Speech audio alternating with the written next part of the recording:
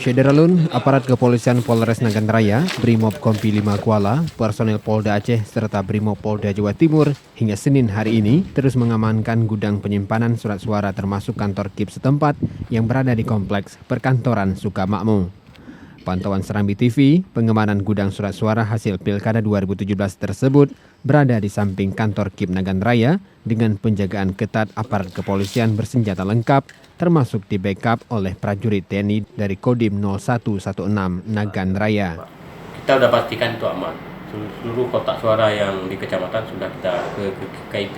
KIP semua. Dan dikunci itu 3 kunci. Apa saja Pak? Di Pangwas dan KIP. Ada 3 ya. Ada 3 gembok. Ada 3 gembok. Gembok pintu atau gembok? Gembok pintunya. Ya. Jadi kalau membuka itu kita harus kumpulkan 3 elemen itu. Baru bisa dibuka. Artinya KIP menjamin bahwa hasil suara pilkada ini aman, Pak. Iya. Dan kami pun dari pihak KIP dan Pangwas kemarin juga mengharap kepada kepolisian dan TNI untuk meningkatkan keamanan supaya masyarakat lebih tidak curiga terhadap KIP. Jadi kalau pihak keamanan sudah di sini, mereka lah yang menjamin keamanan. Kami sebelum nyampe hari Rabu itu masih di kepolisiannya untuk keamanan dan TNI.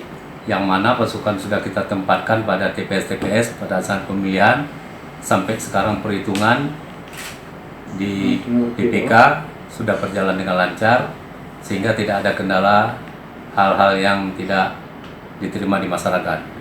Tak hanya itu, warga yang tidak berkepentingan ke kantor tersebut juga dilarang untuk masuk ke kantor ini.